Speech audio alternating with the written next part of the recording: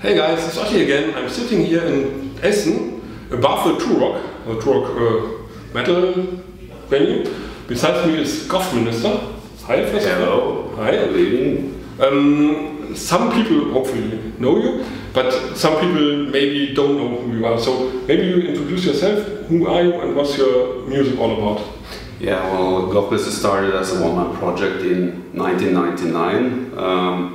It came actually from playing in death metal and thrash bands. So after starting as a one-man project with the drum machine, I immediately wanted to have a band, because I'm a band guy. So we got a live drummer and guitar players, and I remember it was difficult in the early stage to get concerts outside of Norway. So the first we had was in Sweden at the Arvika festival, which was a great festival. And the second one was at Mehr. And we were in shock because we came to Germany and our first show was in front of like 10-15,000 people. So we struggled because we didn't have a proper backdrop. So we had to, paint some backdrop stuff. And actually also one of the backdrops fell down during the show.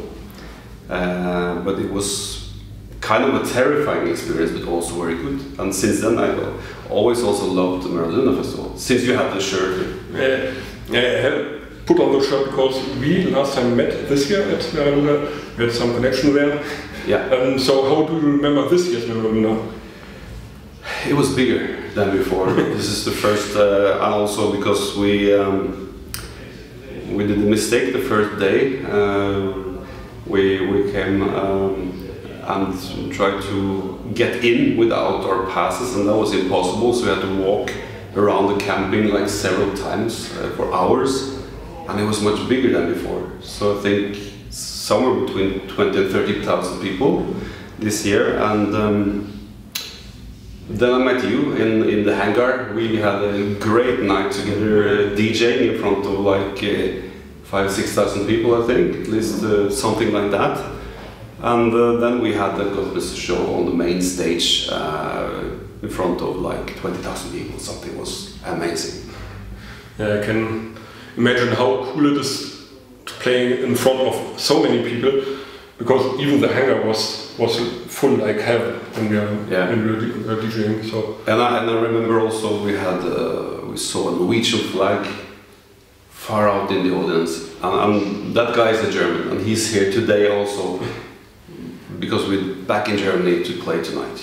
Yeah, but it's your only show in Germany on this tour. Yeah, I think it's because of Mehr and stuff. It is, yeah. And your tour started yesterday in Netherlands, so maybe you can tell a little bit about how was the last night yesterday? Yeah, it was a tour opening, and we arrived in the Netherlands, and well, first of all, we had a flight from Norway to the Netherlands, and we were caught in a storm, so it was quite dramatic, and we couldn't land at first actually, so we had to try several attempts to land the plane. This is how it started. But it was no landing like this and no, we survived, as you can see. And, maybe you're right, you don't know. It was really windy and raining, of course, so I mean, maybe some people chose not to come because of the rain, but there was a lot of people. And however, I also got some, personal messages from fans saying, "I'm sorry I can't come because I have COVID." So we now see that the COVID is coming back. Bad weather, as well, so climate, and also the economy now is also suffering a bit. But we had great. We had a few hundred people yesterday. It was very nice. We also have two nice support bands, PSYCHOLIES and KING SATAN, brutal name, and but very nice guys from Finland. Unfortunately, we actually had some drama yesterday also in the audience because there was a fight. Oh. I've never ever been to a Gothic show and seen a fight before. So it was some misunderstanding with a girl and some other people, but was very drunk, and she started to hit people actually for no reason. So they were fighting. But she was a Gothic girl? Yeah, and I think for some misunderstandings, so I was standing there on stage wondering should we stop the show, you know, because it was quite brutal, but it ended okay. So, and the guitar player of course started to play mistakes because he was so confused what's happening. So a lot of drama the first day, I would say, but great people, great crowd, and it was really good to start the tour. And even more excited today, of course, because I feel like Germany is our second home. We play a lot of shows here, and there are gonna be even more people tonight. So let's see. Yeah. But also some drama here tonight, I have to say, because we heard that we have to delay the show because of the conflict, you know, Palestine and Israel, and there's big demonstrations outside, and they had a fence, so people couldn't get in at first. So we just, I guess it's the God curse. Yeah. It always has something strange happening. I know, I was waiting outside for doors open, and we have been at the beginning for a long time, maybe 10 people, because people couldn't arrive. They just couldn't come and park their cars. Yeah. Just because of the demonstration. Yeah. So yesterday the storm tried to keep people away. Today they tried to keep people away from a show with a fence. So at least those who get in, they are really hardcore fans. Yeah. Yes. But I think now people are inside. I've been to the first band, took some pictures, and this is getting fuller and fuller now. Yeah. So you can look forward to a great show with many people. Excellent. But let's talk about the goth thing. I'm in the scene for many years now, and many other people here are part of the scene. But what does Gothic mean to you, as you carry it in your band's name? Yeah. Well, first of all, of course, in a way there is not such kind as goth music. I mean, if you go kind of, you try to be some kind of thorough about the goth term, it's of course about the tribe, the goth tribe. You have the architecture, you have the literature, and you have the subculture. But you don't have like Gothic music, in fact, basically. This is something we're starting to maybe talk about, but I think, at least as far as I saw it, it would be you add the music genre to the term Gothic, goth metal, Gothic industrial, goth electro, or whatever, Gothic rock, you know, of course.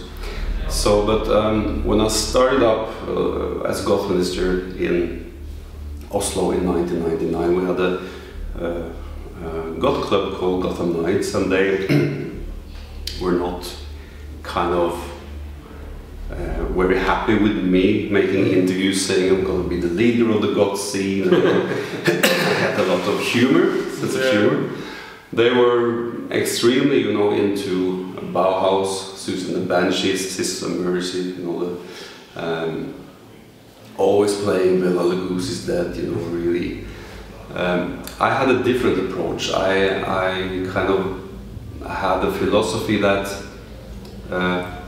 the people in the goth scene, they want to go out and show off, you know, show their clothes, show the visual effects they were wearing, and where would they do that? Yeah, on the dance floor, right? So I had an idea that the goth scene would, of course it already started, but it would develop into being quite dependent on what the DJ will play. And I think this is what we see that it is developing. And what's on festivals, for example. So what explain, or the festival lineups have changed over years. Yeah. So you have now the electro stuff, for example, future pop, and everything is, and some people even say it's not goth, but some people say it's goth. In Germany, we talk about the schwarze Szene, dark scene, more than goth nowadays, because some people don't want to be in that. Yeah, so the original idea was, of course, that Gothminister would be something the DJ would play, but I also wanted to add my influence from metal and have guitars. But logically enough, we started off as with the first album, Gothic Electronic Anthems. It's more electronic than it is today. And then it became maybe a little bit more metal and then some experimental stuff, but I always kind of loved, you know, the beats and getting people to move, and yeah, I think the rhythm is a key element to the music in the scene. Even if you have guitars or don't have guitars, it doesn't matter, but people like to move to the music and they want to look at each other at the dance floor and just have a good time. Yes.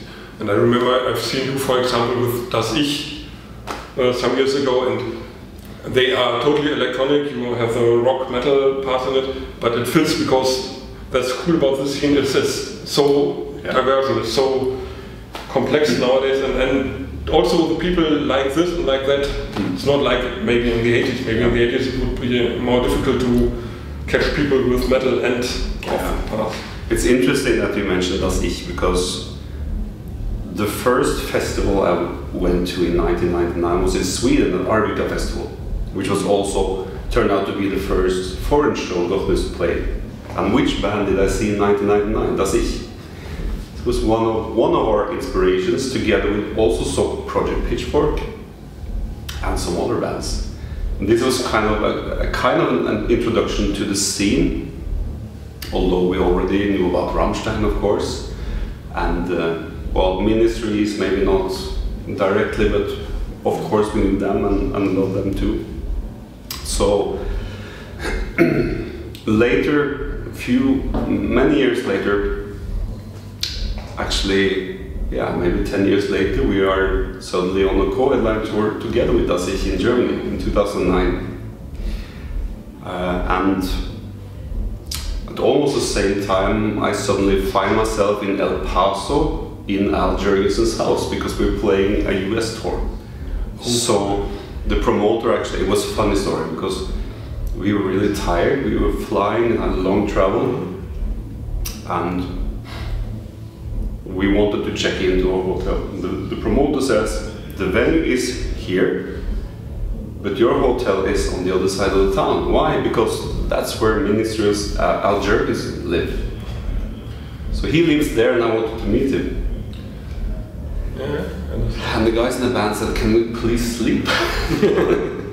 Well, I went, so I was the only one who went there, and they were actually at the bar across, waiting for us after the show. And so you see, like, started as a fan, and then suddenly you start to play and meet the bands you look up to. That's a bit weird. It's great.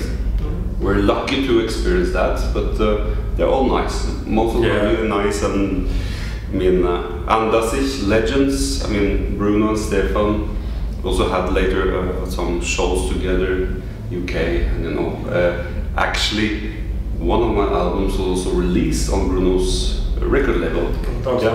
Yes, the Anima Inferno album, cool, with the song Liar. That's released on Bruno's label. So yeah. All a big family. Yeah, but what you mentioned, the same with me, starting doing some interviews, and now I meet all the musicians that inspired me, and I love it. But it's always, they all are just humans. Yeah. Even the biggest stars, if you meet them, just humans, just nice guys, so it's good. But let me ask about Al, because it's not that long ago that I read his biography. Sorry. So how was he? Was he cool? Was he clean in his way? I think he drank alcohol, but was he in a good mood when you met him? Are you talking about Al now? Yeah, well, I have to say that the best meeting I had was not in El Paso. It was nice, but it was short. The best meeting I had with Al Jurgensen was in Oslo a few years later. Because Ministry was playing in Oslo, and a friend of mine was playing guitars for them.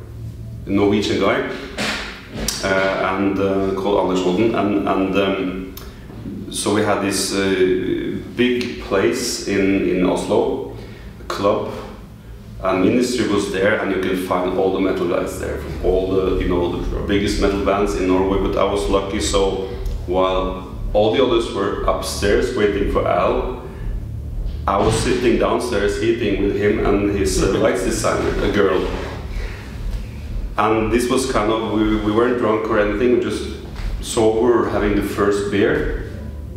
And he was actually telling me about a band that was supporting them, coming from the Middle East, I think, if I'm not mistaken, or maybe Iraq, I can't quite remember, but you know, and they were playing this type of music, and he said if they ever return, they will get killed.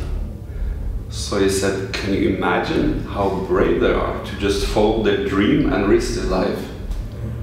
So yeah, that was made a huge impression. I think so, yes. It's like the women in Iran, for example, that fight for their rights, even knowing they can be killed for this. Yeah.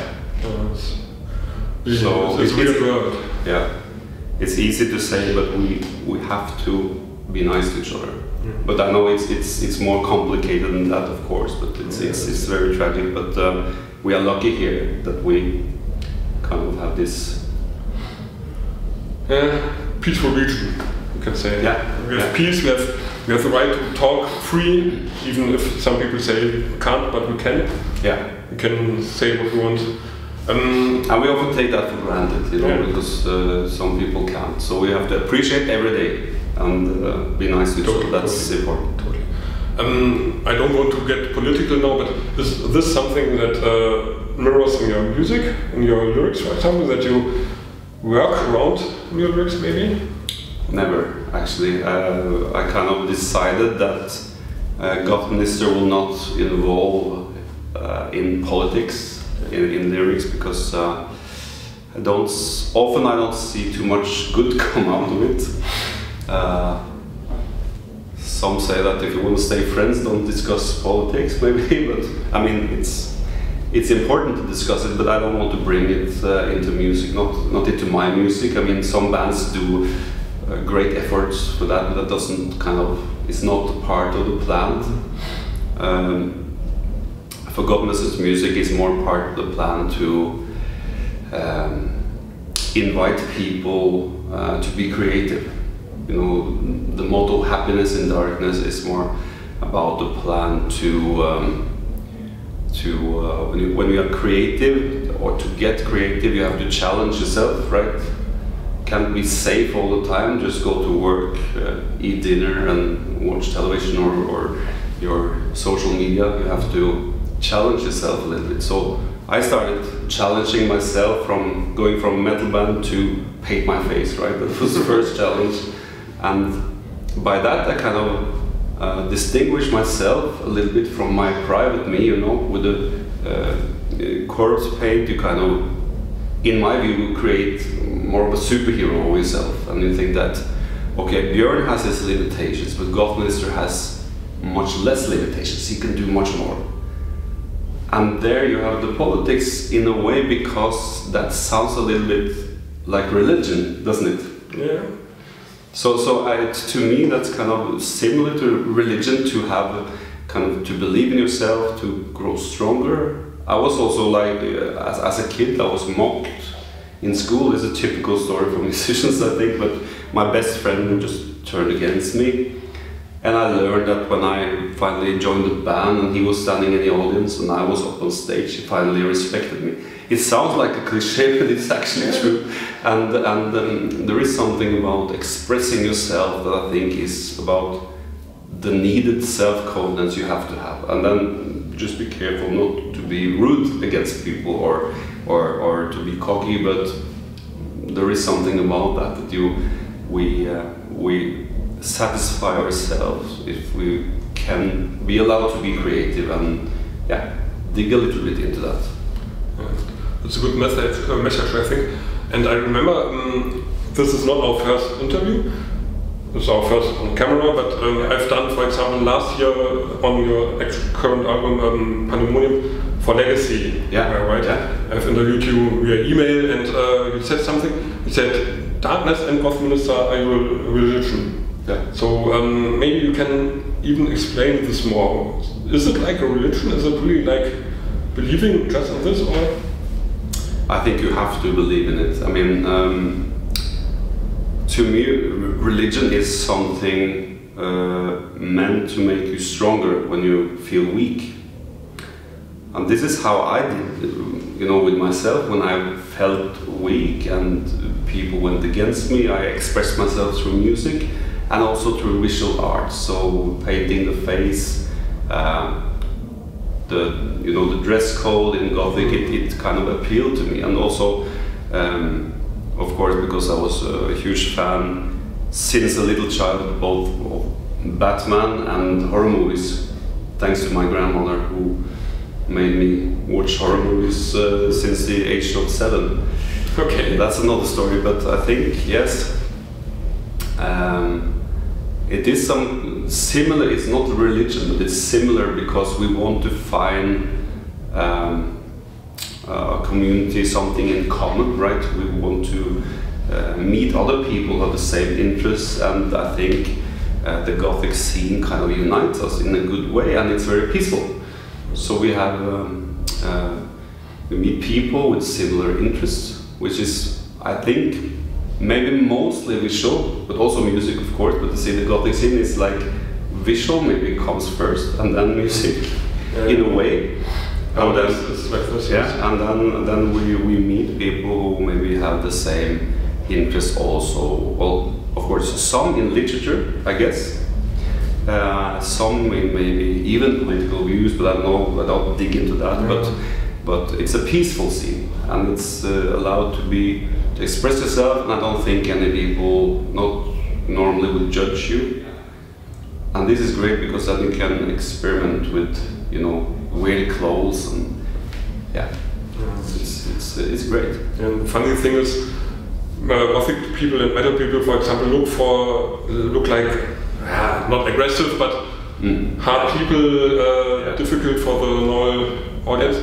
And if you talk, for example, to security people or caring for shows, they always say it's the easiest job, the easiest thing, because they are so peaceful, so nice, as you told.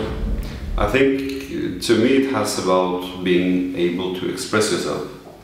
Because if you only wear a blue-collar shirt and go to job every day and eat dinner, and then go to bed and you repeat this, maybe you get aggressive, I don't know. But so if you go to job with the same blue shirt and then eat, and then go to a Gothic concert or a metal concert, maybe you get more peaceful, I would guess, because you get to express yourself as an audience, as an artist on stage. You, as a DJ, for example, you get to express yourself, so you get this out. Makes you peaceful and more satisfied. Yeah, it's absolutely like this. So I think you have to prepare for your show now, but let's talk at least a little bit about the current album, Pandemonium.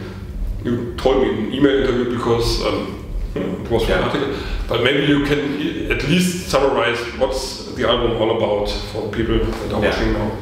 Well, the Pandemonium album is a concept album where we learn to know the evil king, played by Gothminister himself, and his city.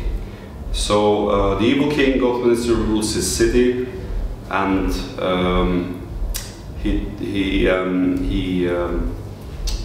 his citizens, they commit a revolt against him, and they kill him. And this you can see in the music video of the title track, Pandemonium. So he gets killed by his own, but it's something he wants, actually. So then a new citizen of the Gothminister city will then be the new king. And then its history will repeat itself for like eternity, that the king is dead, long live the new king. This is the basic concept of Pandemonium, and I think what's happening is also, you can relate it to the real world also, because you see that rulers often become too greedy, they go too far, and then there's a revolt, right, against them, and then they fall in the end. But to be honest, this sounds somehow political on this way, not I want to tell you how politics have to go away, but on a think about it way. Yeah, like this. So but it's not like the political direction, but it's political. Yes, and then we have the follow-up album coming next year, which is called The Battle of the Underworlds. So we just released a new single, a music video, Battle of the Underworlds. Yesterday from the day we record, I think. Oh no, a week ago. Yes, a week ago. A week ago, yeah. And in this video we go back in time. Because in the beginning of the Pandemonium music video, those who saw it, it's kind of starts with a girl being beheaded and her boyfriend very sad. So in Battle of the Underworld we go back in time to see what really happened.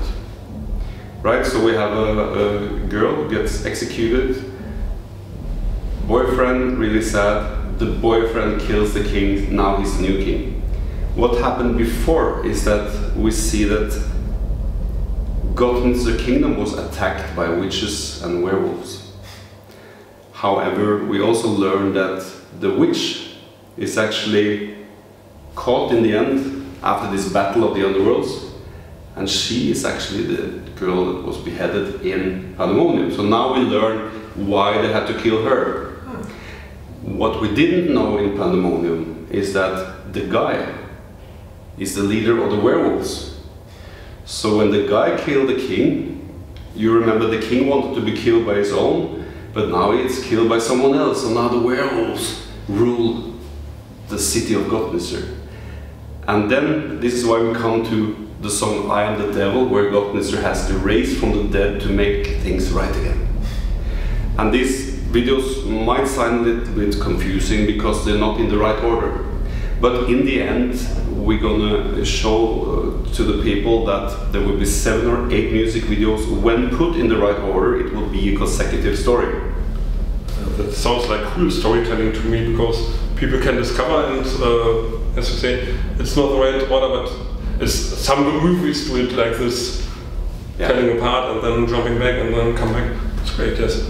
So I'm really looking forward to that. So one clue you can see that in I Am the Devil, when Gothminister wakes up from the dead, he finds the crown again, and he picks up some hair from the ground. But at the same time, his wife falls from heaven because she's an angel. So some people might think that he picks up some hair from the wings, but it's actually the hair from the werewolf. So such details, you know, in I Am the Devil, so then when you have it in the right order, you will understand more. So, yeah, great. And we have a plan, and at least in Norway, to have viewings of these films in the cinemas. So we're gonna have selected cinemas in Norway to view 7 or 8 music videos to build kind of a short film of the Gothminister universe. Will you be around those shows, those cinema shows? Sorry, please? Will you be there at those cinema shows? Yeah, we have to be there and celebrate. So, and of course we have some other plans as well, maybe, but we start there and then we'll see where we go. Yeah, I think people should keep their eyes and ears open. Yeah, so there are lots of details in these music videos. Yeah. So for those who are interested in that, look for it. So, and later you will see things will be revealed. Yeah. And I think we have to talk next year again to see how it developed. Definitely. So for today, I would say you go to the show. I'll take some pictures. And thanks, guys, for watching. Thank you for talking. Thank you. And bye bye. Bye bye. Cheers.